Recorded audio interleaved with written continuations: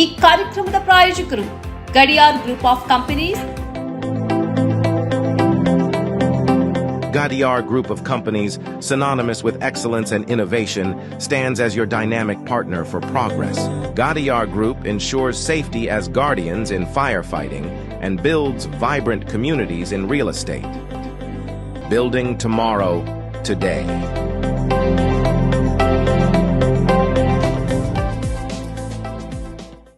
Kudukoli petrol pump Perla ವಿಶ್ವಾಸಾರ್ಹ ಸೇವೆಗೆ ಅಬ್ದುಲ್ಲಾ ಮದುಮುಲೆ ಸಾರಥ್ಯದ ಪೆರ್ಲಾ ಕುಡುಕೋಳಿ ಪಂಪ್ಗೆ ಭೇಟಿ ನೀಡಿ. ರಾಜ್ಯ ಹೆದ್ದಾರಿ 64ರಲ್ಲಿ ನಿಮಗಾಗಿ ಕಾಯುತ್ತಿದೆ.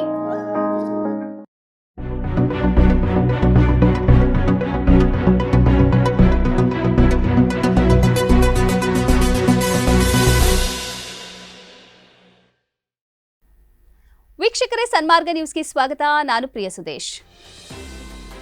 ಡಮಾಸ್ಕಸ್ನಲ್ಲಿನ ಇರಾನ್ ದೂತಾವಾಸದ ಮೇಲೆ ಕಳೆದ ವಾರ ಇಸ್ರೇಲ್ ದಾಳಿ ನಡೆಸಿ ಇರಾನ್ನ ಹಿರಿಯ ಸೇನಾಧಿಕಾರಿಯೊಬ್ಬರನ್ನ ಹತ್ಯೆಗೈದಿದೆ. ಇದಕ್ಕೆ ಪ್ರತೀಕಾರದ ದಾಳಿ ನಡೆಯಬಹುದು ಎಂದು ಅಮೆರಿಕ ಹಾಗೂ ಗುಪ್ತಚರ ಮೂಲಗಳು ಮುನ್ನೆಚ್ಚರಿಕೆ ನೀಡಿವೆ. ಈ ದಾಳಿಯು ಪೂರ್ಣ ಪ್ರಮಾಣದ ಪ್ರಾಂತೀಯ ಯುದ್ಧಕ್ಕೆ ಕಾರಣವಾಗುವ ಸಾಧ್ಯತೆ ಇದೆ. ಇರಾನ್ನಿಂದ ಶೀಘ್ರವೇ ದಾಳಿ ನಡೆಯಬಹುದು ಎಂದು ಇಸ್ರೇಲ್ ಅನ್ನ ಎಚ್ಚರಿಸಿರುವ ಅಮೆರಿಕ ಅಧ್ಯಕ್ಷ ಜೋ ಬೈಡನ್ ಹಾಗೆ ಮಾಡದಂತೆ ಇರಾನ್ಗೂ ಎಚ್ಚರಿಸಿದ್ದಾರೆ. ವಾಲ್ ಸ್ಟ್ರೀಟ್ ಜರ್ನಲ್ ಹಾಗೂ ಬ್ಲೂಮ್ಬರ್ಗ್ ವರದಿಗಳ ಪ್ರಕಾರ ಯಹೂದಿಗಳ ದೇಶವಾದ ಇಸ್ರೇಲ್ ಹಾಗೂ ಅದರ ಮಿತ್ರ ದೇಶಗಳ ಮೇಲೆ ಇರಾನ್ ನೆಲದಿಂದ ದಾಳಿ ನಡೆಯುವ ಸಾಧ್ಯತೆಯು ಪ್ರಮುಖ ಸನ್ನಿವೇಶವಾಗುವ ನಿರೀಕ್ಷೆ ಇದೆ ಎಂದು ಹೇಳಲಾಗಿದೆ. ಡ್ರೋನ್ಗಳು ಹಾಗೂ ನಿಖರ ಕ್ಷಿಪಣಿಗಳ ಮೂಲಕ ಮುಂದಿನ 24 ಗಂಟೆಗಳೊಳಗೆ ಇಸ್ರೇಲ್ ಮೇಲೆ ಬಾಂಬ್ ದಾಳಿ ನಡೆಯಬಹುದು ಎಂದು ವಿಶ್ವಾಸಾರ್ಹ ಮೂಲಗಳನ್ನು ಉಲ್ಲೇಖಿಸಿ ಈ ಸುದ್ದಿ ಸಂಸ್ಥೆಗಳು ವರದಿ ಮಾಡಿವೆ.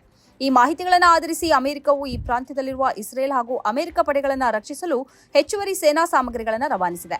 ಪೂರ್ವ ಮೆಡಿಟೇರಿಯನ್ ಸಮುದ್ರಕ್ಕೆ 2 ಯುದ್ಧ ನೌಕೆಗಳನ್ನು ಅಮೆರಿಕ ರವಾನಿಸಿದೆ ಎಂದು ನೌಕಾಪಡೆಯ ಅಧಿಕಾರಿಯೊಬ್ಬರು ತಿಳಿಸಿದ್ದಾರೆ. ಈ ಪೈಕಿ ಕೆಂಪು ಸಮುದ್ರದಲ್ಲಿ ಇತ್ತೀಚೆಗೆ ಹೌದಿಗಳ ಡ್ರೋನ್ಗಳು ಹಾಗೂ ಯುದ್ಧ ನೌಕೆ ನಿರೋಧಕ ಕ್ಷಿಪಣಿಗಳ ವಿರುದ್ಧ ವಾಯು ರಕ್ಷಣಾ ಕಾರ್ಯಾಚರಣೆ ನಡೆಸಿದ್ದ USMS ಕಾರ್ನಿ ಯುದ್ಧ ನೌಕೆಯೂ ಸೇರಿದೆ. ಇಸ್ರೇಲ್ನ ವ್ಯಾಪಾರಿ ಹಡಗನ್ನ ಇರಾನ್ ವಶಪಡಿಸಿಕೊಂಡಿದೆ. ಈಗಾಗಲೇ ಇರಾನ್ ಮತ್ತು ಇಸ್ರೇಲ್ ನಡುವೆ ಯುದ್ಧ ಸಂಘರ್ಷ ಸ್ಥಿತಿ ಏರ್ಪಟ್ಟಿದ್ದು, ಈ ವಶಪಡಿಸುವಿಕೆಯು ಪೂರ್ಣ ಪ್ರಮಾಣದ ಯುದ್ಧಕ್ಕೆ ನಾಂದಿ ಹಾಡಲಿದೆ ಎಂದು ಭಾವಿಸಲಾಗಿದೆ. ಇಸ್ರೇಲ್ನ ವಿರುದ್ಧ ಆಕ್ರಮಣ ನಡೆಸುತ್ತೇವೆ ಎಂದು ಇರಾನ್ ಎಚ್ಚರಿಕೆ ಕೊಟ್ಟ ಬಳಿಕ ಈ ಘಟನೆ ನಡೆದಿದೆ. ಇದೇ ವೇಳೆ ತನ್ನ ಹಡಗು ವಶಪಡಿಸಿಕೊಂಡಿರುವುದಕ್ಕೆ ಭಾರೀ ಬೆಲೆ ತೆರಬೇಕಾದಿತ್ತು ಎಂದು ಇಸ್ರೇಲ್ ಇರಾನ್ಗೆ ಎಚ್ಚರಿಕೆ ನೀಡಿದೆ. ಇದೇ ವೇಳೆ ಇಸ್ರೇಲ್ನ ವಿರುದ್ಧ ಆಕ್ರಮಣ ನಡೆಸುವುದಕ್ಕಾಗಿ 100 ಮಿಸೈಲ್ಗಳನ್ನು ಇರಾನ್ ಸಜ್ಜೀಕರಿಸಿದೆ ಎಂದು ವರದಿಯಾಗಿದೆ. ಈ ನಡುವೆ ಇಸ್ರೇಲ್ಗೆ ಬೆಂಬಲಾರ್ಥವಾಗಿ ಅಮೆರಿಕ ಕೂಡ ತನ್ನ ಯುದ್ಧ ನೌಕೆಯನ್ನು ಸಜ್ಜುಗೊಳಿಸಿದೆ. ಸಿರಿಯಾದ ತನ್ನ ರಾಯಭಾರ ಕಚೇರಿಗೆ ಇಸ್ರೇಲ್ ಕ್ಷಿಪಣಿ ದಾಳಿ ನಡೆಸಿದ ಬಳಿಕ ಇರಾನ್ ಮತ್ತು ಇಸ್ರೇಲ್ ನಡುವೆ ಸಂಘರ್ಷ ಭುಗಿಲೆದ್ದಿದೆ. ಈ ಕ್ಷಿಪಣಿ ದಾಳಿಯಲ್ಲಿ 2 ಇರಾನ್ ರಾಯಭಾರಿ ಕಚೇರಿಯ ವ್ಯಕ್ತಿಗಳು ಸಾವಿಗೀಡಾಗಿದ್ದರು. ಈ ಬಾರಿ 400 ಸೀಟ್ಗಳನ್ನು ಗೆಲ್ಲುತ್ತೇವೆ ಎಂದು ಬಿಜೆಪಿ ಬಹಿರಂಗವಾಗಿ ಹೇಳಿಕೊಳ್ಳುತ್ತಿದ್ದರೂ ಪರಿಸ್ಥಿತಿ ಹಾಗಿಲ್ಲ ಎಂದು ಬಿಜೆಪಿಯ ಆಂತರಿಕ ಸಮೀಕ್ಷೆ ಹೇಳಿದೆ. ಉತ್ತರ ಭಾರತದಲ್ಲಿ ಈ ಬಾರಿ ಬಿಜೆಪಿಗೆ ಪೂರಕ ವಾತಾವರಣ ಇಲ್ಲ ಮತ್ತು ವಿಪಕ್ಷಗಳಿಂದ ತೀವ್ರ ಪ್ರತಿರೋಧ ಎದುರಾಗಲಿದೆ ಎಂದು ಬಿಜೆಪಿಯ ಆಂತರಿಕ ಸಮೀಕ್ಷೆ ಹೇಳಿದೆ. ಹರಿಯಾಣದ 10 ಸೀಟ್ಗಳ ಪೈಕಿ 5 ಸೀಟ್ಗಳಲ್ಲೂ ಗೆಲ್ಲುವ ಸಾಧ್ಯತೆ ಇಲ್ಲ ಎಂದು ಆಂತರಿಕ ಸಮೀಕ್ಷೆ ಹೇಳಿದೆ. 25 ಸ್ಥಾನಗಳಿಗಿರುವ ರಾಜಸ್ಥಾನದಲ್ಲೂ ಬಿಜೆಪಿಗೆ ತಿರುಗೇಟು ಎದುರಾಗಲಿದೆ ಎಂದು ವರದಿಯಾಗಿದೆ. ಉತ್ತರ ಭಾರತದ ಹಲವು ರಾಜ್ಯಗಳ ಹಲವು ಲೋಕಸಭಾ ಕ್ಷೇತ್ರಗಳಲ್ಲಿ ಅಭ್ಯರ್ಥಿಗಳ ಆಯ್ಕೆ ಬಿಜೆಪಿಗೆ ಸೋಲು ತಂದಿಡುವ ಸಾಧ್ಯತೆ ಇದೆ ಎಂದು ಹೇಳಲಾಗಿದೆ.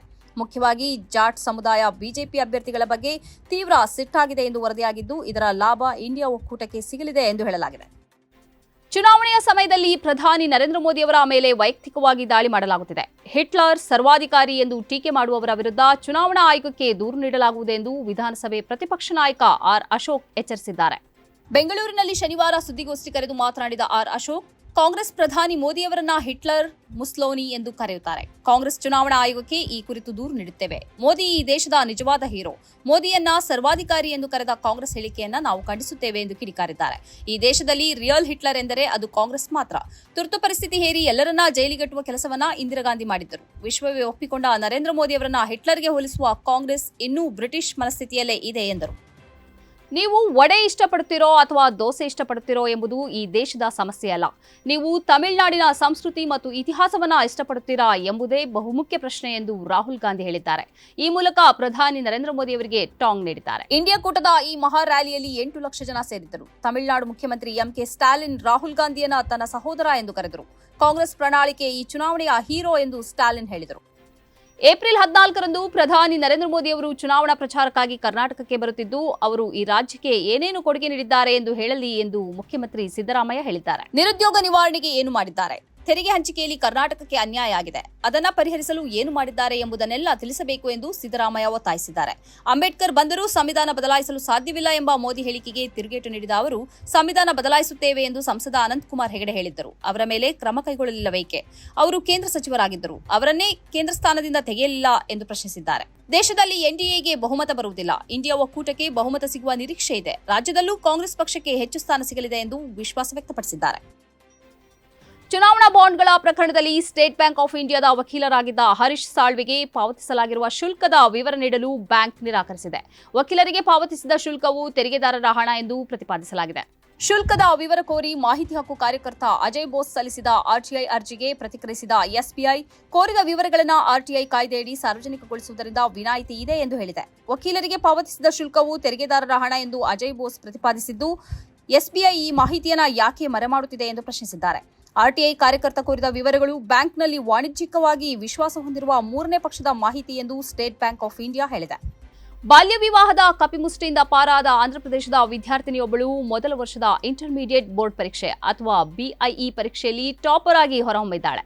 ಕರ್ನೂಲ್ ಜಿಲ್ಲೆಯ ಜಿ ನಿರ್ಮಲಾ ಎಂಬ ವಿದ್ಯಾರ್ಥಿನಿಗೆ ಕುಟುಂಬ ಸದಸ್ಯರು ಬಲವಂತವಾಗಿ ಬಾಲ್ಯ ವಿವಾಹಕ್ಕೆ ಸಿದ್ಧತೆ ನಡೆಸಿದ್ದರು. ಮಾಹಿತಿ ಪಡೆದ ಜಿಲ್ಲಾಡಳಿತ ಬಾಲಕಿಯನ್ನು ರಕ್ಷಿಸಿದ್ದು, ಬಳಿಕ ಈ ವಿದ್ಯಾರ್ಥಿನಿ ಎಲ್ಲಾ ಅಡೆತಡೆಗಳನ್ನು ಮೆಟ್ಟಿ ನಿಂತು ಇಂಟರ್ಮೀಡಿಯೇಟ್ ಬೋರ್ಡ್ ಪರೀಕ್ಷೆಯಲ್ಲಿ 440ಕ್ಕೆ 421 ಅಂಕ ಗಳಿಸಿ ಅಗ್ರಸ್ಥಾನ ಪಡೆದಿದ್ದಾಳೆ ಎಂದು ಬೋರ್ಡ್ ಕಾರ್ಯದರ್ಶಿ ಸೌರಭ ಗೌರ ತಿಳಿಸಿದ್ದಾರೆ. ನಿರ್ಮಲಾ ಅವರು ಐಪಿಎಸ್ ಅಧಿಕಾರಿಯಾಗಬೇಕು ಎಂಬ ಕನಸು ಹೊಂದಿದ್ದಾರೆ. ಅಲ್ಲದೆ ಬಾಲ್ಯ ವಿವಾಹ ತಡೆಯುವುದು, ಹೆಣ್ಮಕ್ಕಳು ಶಿಕ್ಷಣ ಮುಂದುವರಿಸುವಂತೆ ಪ್ರೇರೇಪಿಸುವುದು ಈಕೆಯ ಗುರಿ. ಇದು ಈ ಹೊತ್ತಿನ ಸುದ್ದಿ ಸಂಚಯ. ನಿರಂತರವಾಗಿ ನೋಡ್ತಾ ಇರಿ ಸನ್ಮಾರ್ಗ ನ್ಯೂಸ್. ಸುದ್ದಿಗಳ ಸಂತೆಯಲ್ಲಿ ಸತ್ಯದ ಮೊಂಬತ್ತಿ. ಇಂತಹ ಹಲವು ಸುದ್ದಿ ಮಾಹಿತಿ ವಿಶ್ಲೇಷಣೆಗಾಗಿ ಸನ್ಮಾರ್ಗ ನ್ಯೂಸ್ ಸಬ್ಸ್ಕ್ರೈಬ್ ಮಾಡಿ. ನಿರಂತರ ನೋಟಿಫಿಕೇಶನ್ ಪಡೆಯಲು ಬೆಲ್ ಐಕಾನ್ ಒತ್ತಲು ಮರೆಯದಿರಿ.